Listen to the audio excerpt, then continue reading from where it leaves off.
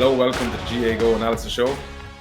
We're on episode 11, our final episode as obviously Clare are crowned All-Ireland champions for 2024 in what was possibly one of the best games of the last decade, if not longer. What had we? 67 scores in 90 plus minutes, and Clare literally just getting over the line with the finest margins.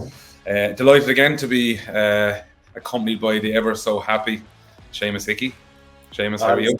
It's hard not to be happy, I'll be honest, after the weekend we had. It was absolutely unreal. And it's, I'm talking to Noel Connors, it's a joy. I'd have to definitely send you a brown envelope for that comment. And you know what? It was one of those games that will probably live long in the memory. We all think about games of the past that kind of epitomizes what hurling is about, the sportsmanship, the speed, the skill and everything. But we had everything. Like, we had quite literally everything in the game. Everyone was on the edge of their seat. And unfortunately, there had to be one winner, and it was Clare on the day. The winner on the day concept, right? I think it's better for everybody, right? But that doesn't make it easier. No. It's funny. So the quality of the game from start to finish was amazing. But I watched both sets of players in extra time, and it just felt like an arm wrestle in quicksand. It was like two heavyweight boxers exhausted, just going bang, staggering, bang, staggering. It was just like there was a breaking ball at one stage, and I thought Cathal Malone and David McInerney were going to both cramp up just running for it. But like ultimately, like I think like the better team won. But every person I talked to after that game, the first thing they said was it was a great game, right? But the first thing they said, they were exhausted. They were absolutely exhausted from watching it, from the dynamic of the game shifting one way, then the other. Like it was the first game that that got shown on, in the UK on terrestrial TV. Like could you pick a better game to advertise hurling in the UK? Like, could you do it? Do you know what's funny?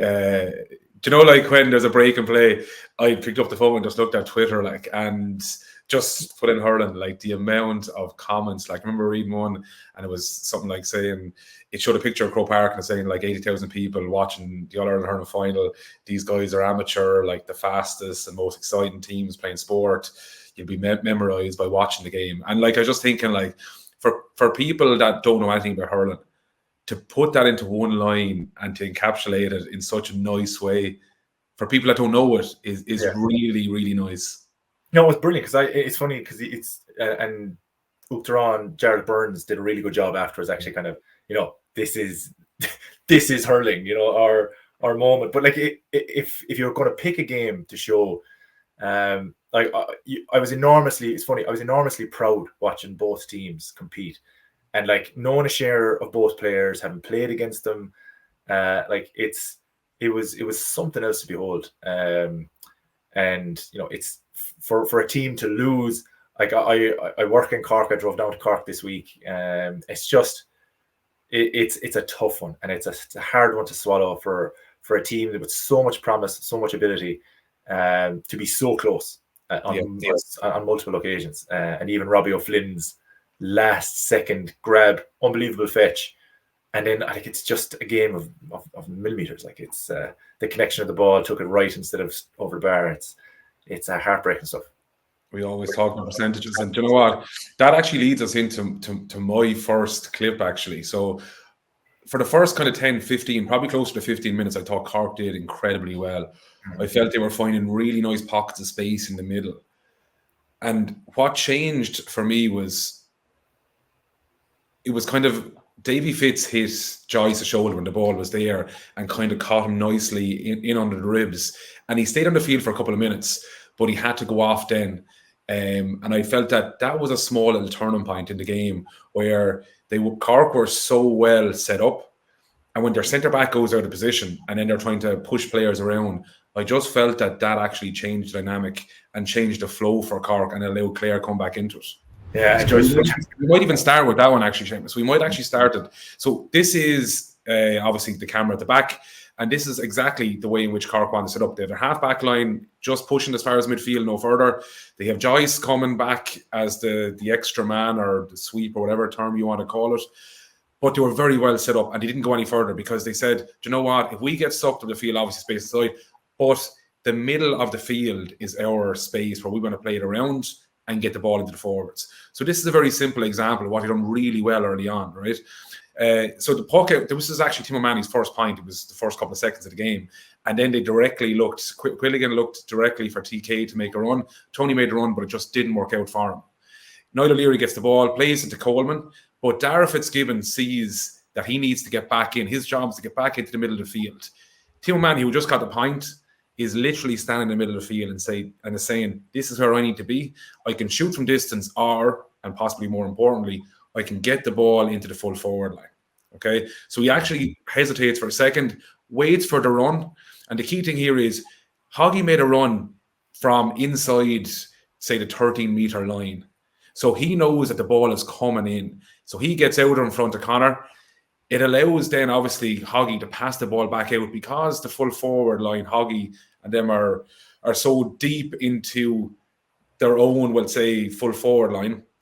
It means that the likes of the halfback from Clare, the Conlons, the Ryans, etc., have to push back to try and get in the ball, but it allows Harnedy loads of space to shoot from. And that happened a lot in the first 15 minutes. Yeah. So as you can see, Harnedy gets the ball over the VAR, very, very simple point. And even if we just stop it there, you know that lovely pocket of space you highlighted, the big, lovely red square that Connolly was getting out of, Hoggy was coming out.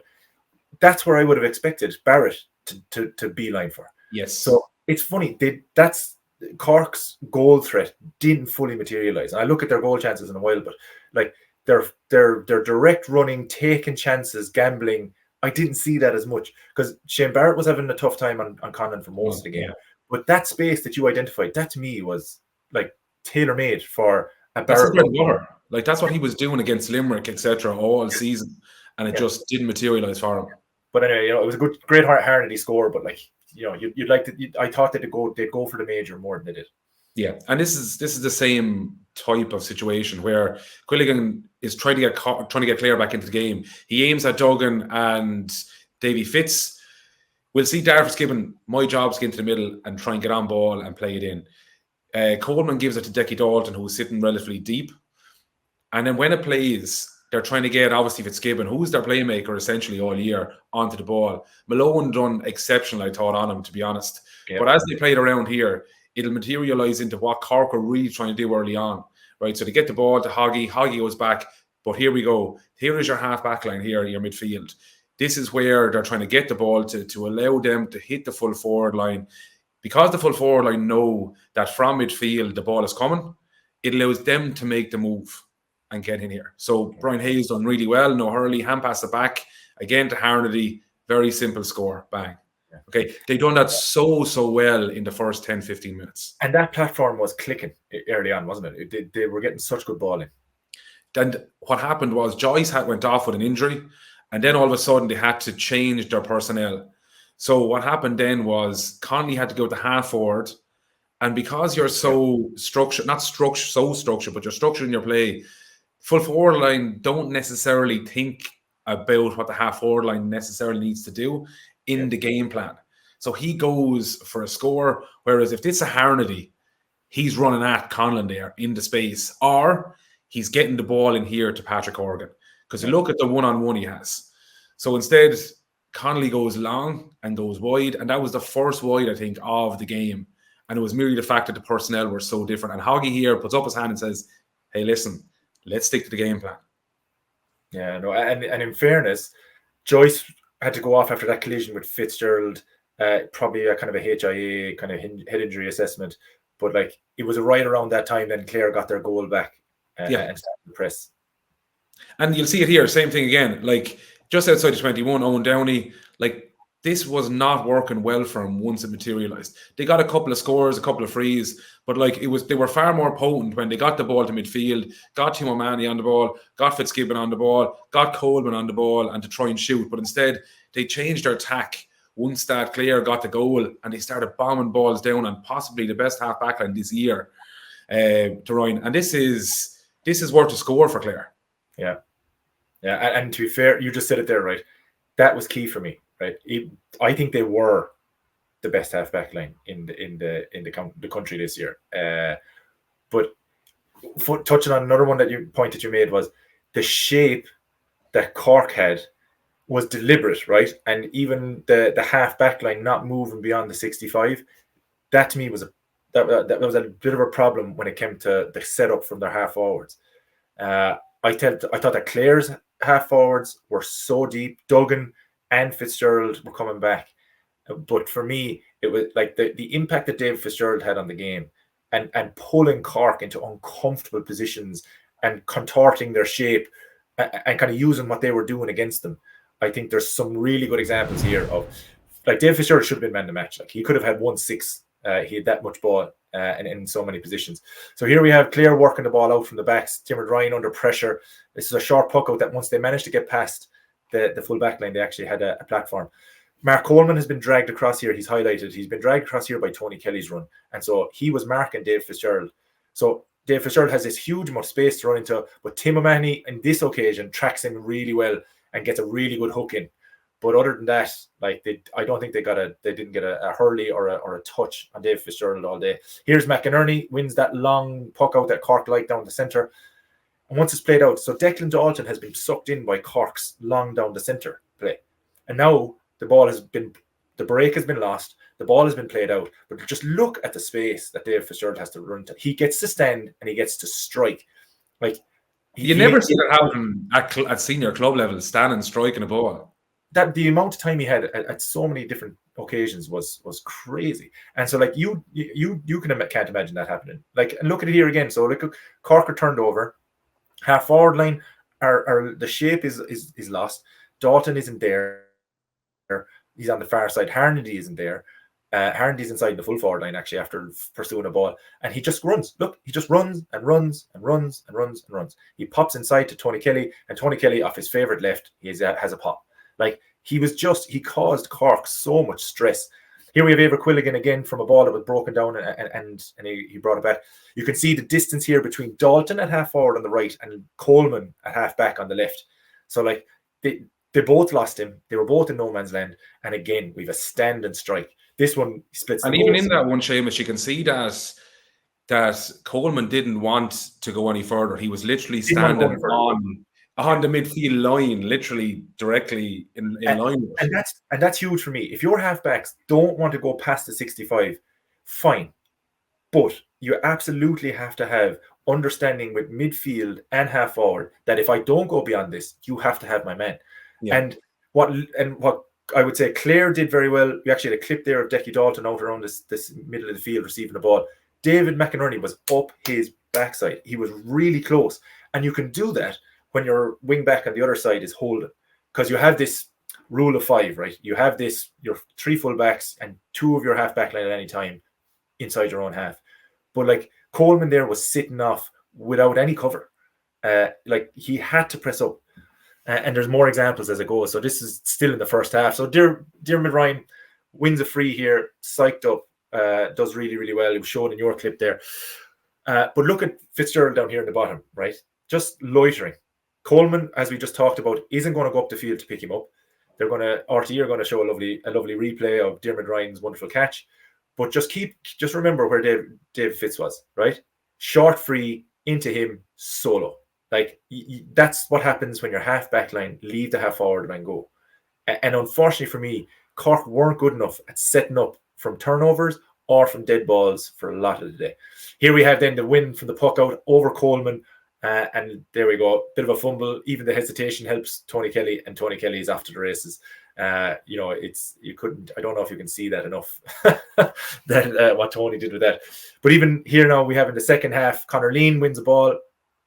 And look, like, this is again, right? So the Cork are after clearing the lines, and Lean's after winning the ball off Hoggy. But they're set up off of breakdown ball, turnover, and this is the second of Fitzgerald's 3 points. Like, it's for me, it was so easy. And the space that he had all day it would upset me, right? If I was playing half forward and I knew that my opposing number had that much space, I'd take it personally.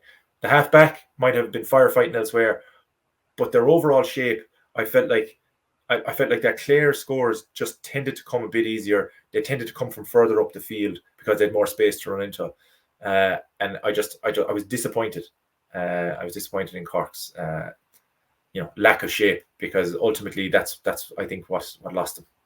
Yeah, there was two things that stuck out for me that on the day when I was watching it, that I couldn't understand why Cork didn't slightly change. So Decky Dalton was struggling on that wing, and he didn't try and bring Harnedy onto that side just even for like 5 or 6 minutes, a couple of plays, to see how that would have materialized. I couldn't understand how they didn't change that, because Davey was getting on so much ball and causing so much trouble.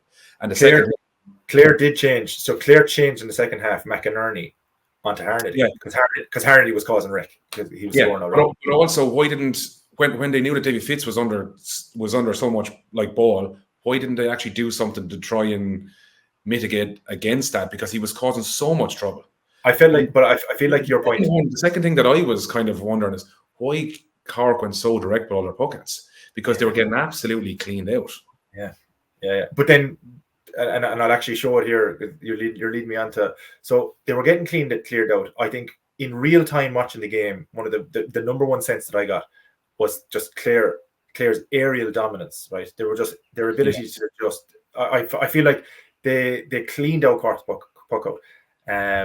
And it's just, even we've got a few clips here, but like early in the game, they like Clare set the standard, and like that half back line that we talked about being one of the best in the country. Look at David McInerney here. Look at that grab, that long down the center ball.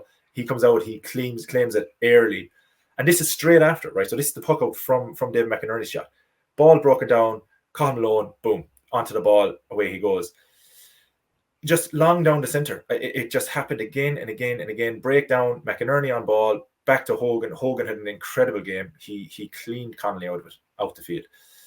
Here we have then when they decided to change, going long and direct from the goalie, you had O'Leary standing and striking. I don't like that, right? I remember we talked about this before. If you're going to go short to cornerbacks, here we have O'Donoghue again. Why are they standing and shooting? Like, what's the difference between that and the goalie? The goalie, you're actually more set up as a half forward line. Condon claims it, no bother. You need a midfielder coming looking for that, though. In between the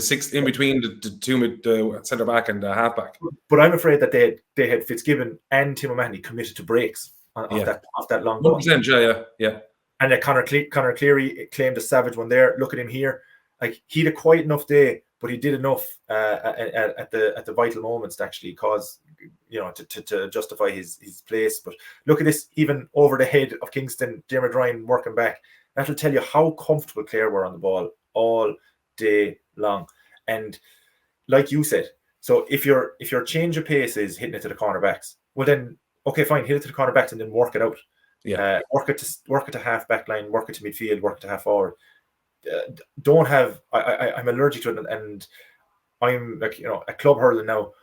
I tell our team the whole time, if we get a short puck out where they're hitting it from inside their 45 by one of their full back line, that's a win, right? That puck out is a win for us. We are far more likely better set on our end for that long direct ball, because from the goalie's puck out, you have movement, you have players running in to out, and you kind of pick up space. But once the cornerback is hitting it, he's standing and he's hitting it down his own side. So now, in fairness, I have sympathy for the two cornerbacks, because there was no movement from them. No. Like, it's fine us saying like that you can't go long, but the reality is the likes of Tim O'Mahony and Darragh Fitzgibbon, or even Barrett, who's lightning and he likes coming out to field looking for the ball, there was actually nobody looking for it. No. So it seemed like their goal was, if we are going short, we still go long, which is a strange one. This was really one thing. Clare's two cornerbacks, I thought Lean did a really good job in Horgan, but I thought Adam Hogan just locked Connolly up. Like, they did try the ball. Like, O'Leary had two occasions where he tried the ball long down the Hogan stand side into the right hand corner, and Connolly comes out from full forward. Hogan just he was like a jersey for Connolly for most of the day. He did it that well, and I was super impressed with him, because I thought he showed promise last year, the year before, as a young player coming on. But to me, Hogan now is probably one of the best cornerbacks in the game. Yeah, and just moving away, I suppose, from Cork for a minute, the one thing that I was very impressed with is the close pop pass from Clare. It's just a weapon, and it's so hard as a defender, because everybody's moving. it's so hard to try and defend against it, because all you need to do is, when you get a close pop pass, what I mean pop is, it literally is pop. You're not necessarily like hand passing it out. You're literally popping it in front of someone. So someone is that close to you that they're coming at speed, and it's very easy for the person coming at speed then to stop, and all the players get pushed in a direction or to move in it. So here's a simple example. The last one is possibly the best one, okay? So as we can see there, Davy Mack, but look where the ball is bouncing. The ball is bouncing at probably like, say, 5-10 yards ahead of Shane O'Donnell. Okay, this is bread and butter. Shane O'Donnell is one of the nicest set of hands so good in this country, right? Pop. So Malone gets the ball. Malone nearly stops here when he gets the ball, because he knows that the Cork defenders, or in this case midfielder, is gone ahead and he's made the decision. So he sets for a second, sees where Fitzgerald is going. Fitzgerald decides to go right. He can actually go straight down the middle. Nice ball down McCarthy, bang over the bar. Okay, so it'll actually, the next clip here, you'll see it from a different angle. It'll make more sense. Okay, so when we see it, the ball is popping up to the hand is open. People will say this is a throw. It's actually not. It's a light little hand pass, and then he's gone with the ball.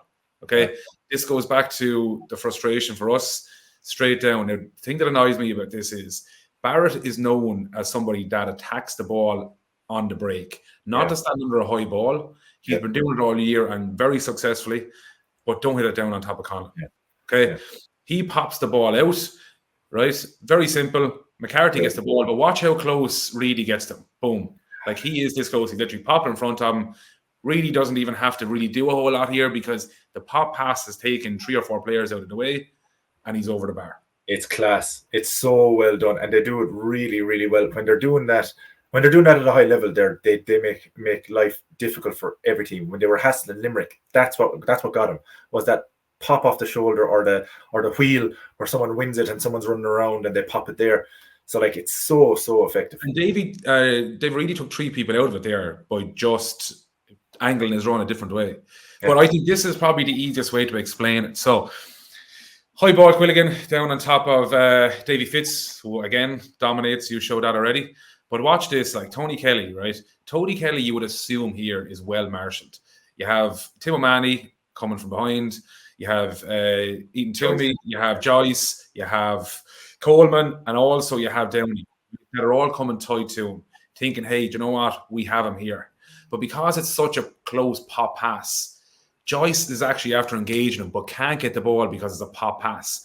And because it's a pop pass, he actually holds his run. So he takes a step and stops and actually arcs around. So when we see it again from the other angle, it'll make more sense. So the pop pass allows Tony to actually nearly get the ball and actually stop nearly with 1 foot and go out around an arc. So you'll see it here. Boom, he stops there. Coleman gets sold and he's out around. And it's the pop pass that done it, because it takes literally 3 or 4 defenders out of the way. And it's so frustrating as a defender to be close, but not close enough to affect the ball.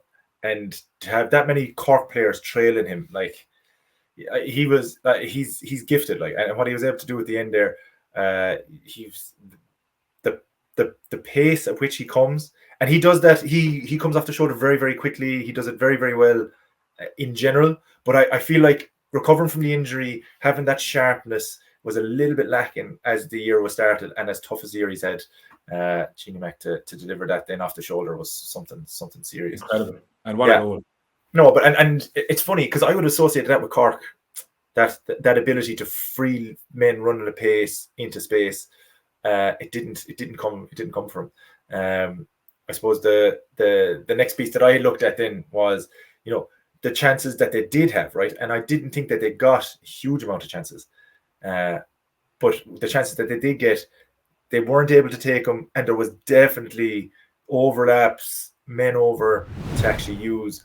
So I took a look at the couple. The first one is Rob Downey plays it into Brian Hayes after some good work from Darragh Fitzgibbon out the middle field. Brian Hayes did so well on Conor Cleary. He's strong enough and tall enough to battle for it. Adam Hogan, one of the very few things he did wrong all day, step inside from Hoggy. Alan Connolly is begging for that ball. He's absolutely begging for it, because Conor Lean he's forgotten about Connolly. He's going straight for Hoggy and he's trying to cut off the goal. But Hoggy bats and it hits the back extension. It's so close to being perfection. Here we have Conor Lean. This is one of the very few times, right? So the Clare were well set up, I would have thought, all day, and we were talking about how Cork got caught in the hop a few times. But look at this. Diarmuid Ryan's going forward, Conlon's going forward, Cathal Malone forward, and Joyce, just a bare touch. And look at this ball to Dalton. And it was Dave McInerney does well to come back. Dalton does really well to take the contact and take McInerney out. But what Cleary and Hogan do here is everything, right? They do this squeeze. They do this what Donal O'Grady and Cork is called the accordion. They squeeze in. They make a decision now for Harnedy. If Harnedy's going to shoot, he's got blockers coming. But if he's going to pass, he's going to have to do it quickly. And Harnedy gets kind of caught between two minds, and it's a bad connection. And if you could see the reaction of Hayes and Connolly, they're livid. And that to me was the best chance of the game for them. And then you got Tommy O'Connell. Tommy O'Connell was epic, I thought, when he came on. He really was fantastic. Hayes holds it up. There's your man off the shoulder. I think it was one of the very, very few days, or few moments where they got true speed off the shoulder, breaking the line and leaving Clare players in the wake. Robbie O'Flynn, this is where it goes wrong. This is a level game, 35 points apiece in extra time. You've got 2-on-2 with yourself running at the goal, and look how far out he hits this ball. It's unforgivable. A point here is criminal. It's criminal because he had so much time to go in with the ball. Inter-county hurling to hit the ball on the run outside the semicircle there. Quilligan's a good shot stopper. But even if he wasn't, you shouldn't shoot from there. And a point at that stage, G's up Cork, but that save was a massive lift for Clare. Midway through the second half of extra time, when everybody's exhausted, it's tiny things that tip momentum. And Clare went on scoring the next 3 And do you know what, Séamus? We associate Cork with that run all the time. We saw him do it over and over and over again, particularly against Limerick, actually down in Páirc Uí Chaoimh. But look at Hayes. Just hold it a second. Just hold it a second. Give him the chance to make that run, because Robbie was running from the 65 where the ball was played in from, and he just held it, then freed him. That to me, that's perfection. But I think the big reason that didn't happen was because Conan did such a good job on Barrett. And I think Clare had a really good plan for Barrett, right? And their puck outs strategy, I think this was one of the best things about the game, right? I knew that they were going to do their homework on the long centered kind of Cork puck out, long down the middle, and they're going to look for breaks off it. I knew they were going to do their homework on that. But this to me is a piece of defending art. How they defended the Barrett run from centre forward. Here we have Barrett highlighted, right? He ran out from centre forward. We've got Conlon trailing him, but look where Duggan is, right? This is on the Cork puck out. So he has left Coleman and gone back to cut out that ball. Conlon is trailing for the break, and Barrett has no room to operate in, right? So Duggan breaks this ball down, picks it up. He's got Conlon off him if he wants, but this is attacking platform and good attacking platform. This week, we go to the other side. So he said, okay, Colin says, I've no joy over that side. But look how close Conlon is to Barrett at this stage. Again, they're running from the centre out towards it. But then David Fitzgerald is the Clare player running back into that space. No space for Barrett to operate. Ball out over the line. Far side again. And it's different people. This is what I love about the Clare setup. It was David Fitzgerald there. Now we've got Aidan McCarthy. Yeah. Conlon, again, watertight to Shane Barrett. Gets the break down. And here we have Aidan McCarthy picking up the break. And the plan was just executed so well. This is in the second half then. Conlon again does a really good way. He's obviously kind of picked up the cues of when Barrett is breaking out from centre forward. Tracks him all the way. This time it's Rodgers. So Conlon just gets a touch in. Rodgers comes in for the break. And between the two of them, lovely. Great attacking ball. But when Dara Fitzgibbon went in centre forward, he started causing problems. He caused Conlon a bit of grief. Look at this fetch from the puck over. It was something that needed to change, because look, see those first 4 clips, how dominant Clare were on that Shane Barrett puck out. They had to change something. So they brought in Ethan Toomey midfield, shifted Fitzgibbon into centre forward to change something, the dynamic. And they put Barrett out then on wing forward on Diarmuid Ryan. And just to give Clare a different look, make them think about something different. And I'll tell you, Conlon was far less comfortable with Darragh Fitzgibbon. He's a stronger guy. His pace, is probably on par with Barrett. But he won a number of puckouts. Cork went to Darragh Fitzgibbon for puckouts in the second half. And that's actually what kept him in touch when Clare scored the second and third goal, was, actually playing the likes of Darragh Fitzgibbon. Tim O'Mahony still going strong. Mark Coleman in towards the end of the game.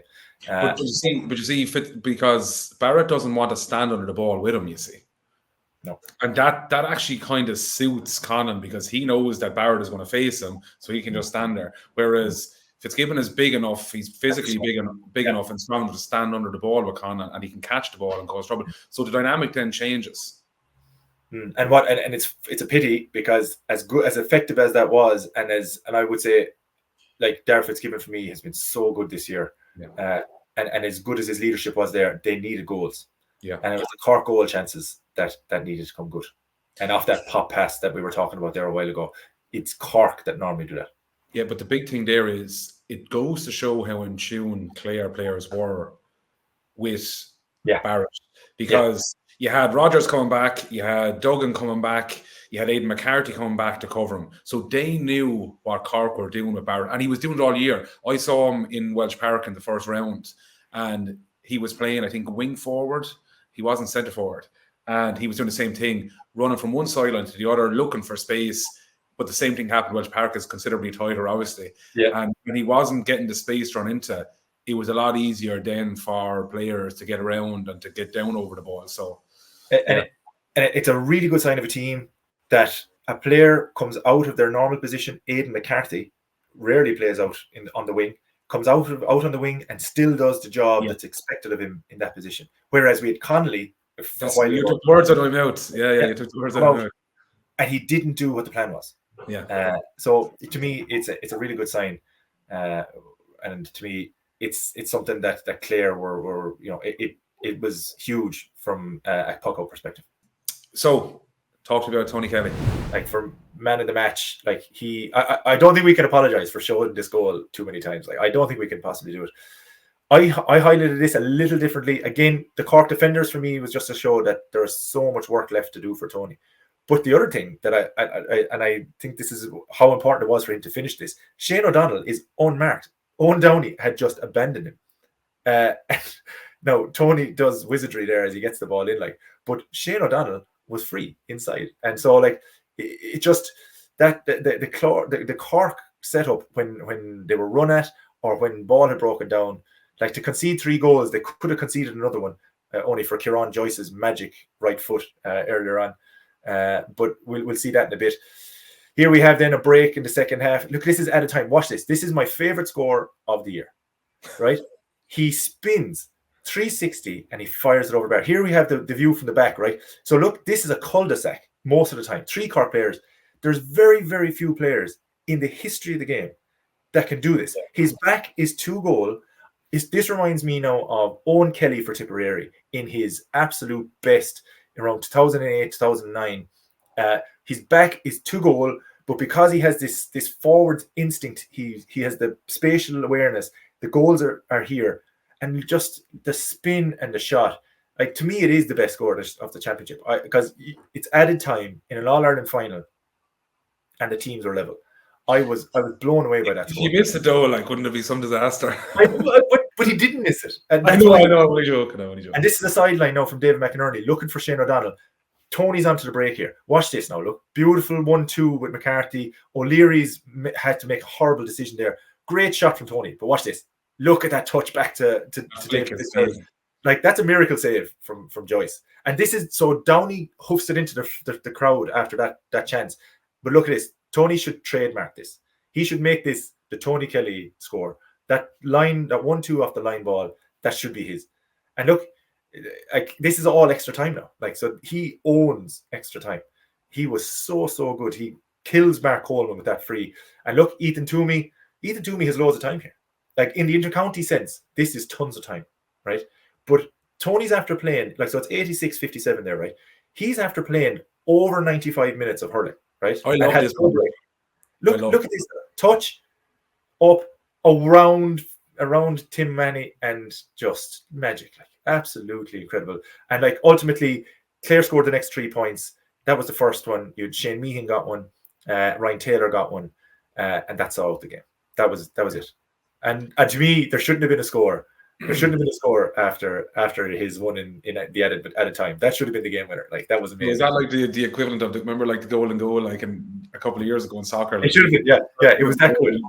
But and I would have said I didn't know if Tony should have been in the starting 15 for a lot of the Munster Championship because again he was coming back from the injury, form wasn't there. etc., etc., etc. And like to have that game at the end of a difficult, trying year for him, where it took him a long time to get going. I've rarely seen an individual performance like that in an All-Ireland final, except remember Henry Shefflin's against Galway in the All-Ireland. It was where he essentially single-handedly brought him to a replay. 100%. So like it was Shefflin, like he dragged him up. Tony Kelly put on a cape, like and just put on a cape in extra time and willed Clare to win. To burst the pace at 87 minutes, 57 seconds. To put on a burst of pace after playing as long as he had played, to intercept the ball from Ethan Toomey, to win the break, then touch it around Jeremy. Toomey was fresh, by the way. What? Free or completely fresh? But like it's hard to put into words how difficult a feat that is, and how like it's a testament to his conditioning, his mentality. I was blown away by what he could do. Like, you know, his greatness has already been established. He's done it years ago. But like to dig that out of the well for Clare, and like to me, he was the difference. He was the difference between two teams in extra time, obviously. But like in a game of such fine margins, it was one hell of an individual performance. And Clare actually had plenty of them, which is bizarre. And I'm surprised how close the teams were. Mark Rogers had a very quiet goal and 3 points. How do you have a very quiet goal and 3 points in an All-Ireland final? How does that happen? I thought he was phenomenal. Like, I'll be honest, we were asked to do our team of the year, like, and I found a place for Rogers midfield. Do you know? So yeah. I know you're playing around with Sean, but I actually Mark Rogers. He was in my team, and I was saying to myself, like, when Clare weren't really performing that well, particularly in the first couple of games of the round robin, in Cork in particular, I thought he was incredible. Yeah. No, so I'm struggling with the same thing, right? I'm trying to do a team of the year for the Gaago social, and it's just how I'm trying to get Rogers is in, right? Rogers is in, but I'm struggling. There's so many players I want in this team. Like it's been such a good year for hurling. You've two fantastic teams in the final. Clare had inconsistencies at times, but really their main men were their main men. You had Shane O'Donnell, you had your Mark Rogers, you had your John Condons, you had you had Adam Hogan for me. So like it's trying to fit in everybody. It's a nightmare. Now I know why journalists flipping, like it's not a bloody easy thing to do to pick a team of the year when there's so many good hurlers. Limerick won 6 Munsters in a row, and they're going to struggle to get All-Stars. Who are you struggling with? I was struggling with before you start. I wanted Dermot Ryan in the half back line. I couldn't fit him in there. Oh, Dermot Ryan's in my half back line. Yeah. But I also thought Kyle Hayes had a shout. I also thought that David Blanchfield had a shout. I also, like, in the full back line, Hugh Lawler. I actually had Hugh Lawler in, but I had to take him out. How do we fit all these players? Like, you've got Dan Morrissey had a super year at fullback. You've got like Gerard Hegarty. I actually had to put Rob Downey fullback. Yeah. You see, no, you're cheating, right? See, I have a moral problem with this crack of playing lads who never played in that position I can't do that. But it's just trying to fit everybody. It's flipping impossible. And so you're putting Tony Kelly in goal then? Is that what you're saying? Tony Kelly isn't on my team. He's not on my team. I couldn't put him on my team. He had an exceptional final, but like it's just wild. It's But to me, Shane O'Donnell cornerback, Tony Kelly on goal. Unbelievable stuff. Like, what are your overall thoughts on the year? So, like, overall, when you look at both provincial championships and the All Ireland series, what are your like quick fire thoughts on the whole year? I was actually I was since the round robin started, I was always very skeptical about it. I like knockout hurling. I like the idea that the underdog can win. The underdog's not going to win like 4 games in a row. The underdog could beat one team or beat 2 teams, and they could get to a Munster final or an Ireland semi-final or whatever. And I was always skeptical of it. But this year has proved me wrong. It's probably been the most balanced Munster campaign, Leinster campaign, and there's teams that are saying like Genie, like Tipperary ended up last in Munster. Waterford, if they bet Tipperary rather than drawn, Cork would have been gone. You know, you're saying to yourself, like, it could be very, very different. Like, who thought Galway would be gone? Yeah. You know, then you're saying, like, Dublin performed really poorly in the Leinster final. And then you're saying, like, well, where are Wexford in this? Like, Yeah. do you know, so it's so hard to, like, to and gauge. Leachin has to be on my team of the year. Like, he has to, he's there. So, like, you're trying to fit that guy in as well. So, like, it's been, like, they had a topsy-turvy year, Wexford. Leinster was super entertaining, like, genuinely entertaining for, you know, and again, like, that's hard. It wasn't like there was 3 teams that were fighting for, it wasn't like Galway sniped a win off Galway or whatever. It was Dublin and Galway, it was Wexford, it was Kilkenny. Antrim got their scalp, Carlow got their scalp. Yeah. It was a really good championship. And then in Munster, it was just like, you know, the Cork games below Páirc Uí Chaoimh, Clare and Limerick were flipping electrifying. They were unreal games. They were amazing. And then to do what they did to Tipperary then the following week after Pip and Limerick, or 2 weeks after Pip and Limerick, like, it was just the standard and the quality of hurling that we saw. It was unreal. Now the quarterfinals weren't good. The quarterfinals were poor. Semi-finals. I still don't necessarily agree with the preliminary quarterfinals. Yeah. Preliminary. We covered Cork and Offaly. Cork didn't want to be there. No. And there wasn't even cameras there for the Wexford Laois one, like that in itself kind of. Yeah, and Offaly didn't want to be there. They were after winning the thing. So like, to me, there's tweaks to be made. The end of the year is 21st of July. It's too early. I love the split season. I think it's great as a club player. Love it. Right, proper definition around when our championship starts. But like, to me, the championship has to end in August, and I think they're looking at that. But overall, the quality of hurling, like Limerick right up until the last puck of the game against Cork were in it. In the semi-final, the Clare performance against Kilkenny in the second half was like superlative stuff. That Kilkenny wilted the way they did was really, really hard for them. I'd say they'll watch that game and it's going to be really, really tough to stomach. But to me, overall, in terms of hurling year, for Clare to win a championship of this quality, like, to them, like, that's a gold star under Lee McCarthy. Like, the one thing, and I think that this is probably one of the reasons that I was so happy. Like, Clare have had a very tough couple of years in terms of Munster, in terms of getting bet after Kenny the last couple of times in All-Ireland semi-finals. And for me, they're probably been the second best team in the country the last 4 or 5 years after Limerick. So for them to win it, I think it's probably the fairest thing. Now, Cork people probably won't like me saying that, but I do think it's the fairest outcome on the basis of the performance over the last year. I've had huge questions about Clare. Like, I've asked questions. Like, I expected them in the All-Ireland 2 years ago when they lost like a cracking Munster final.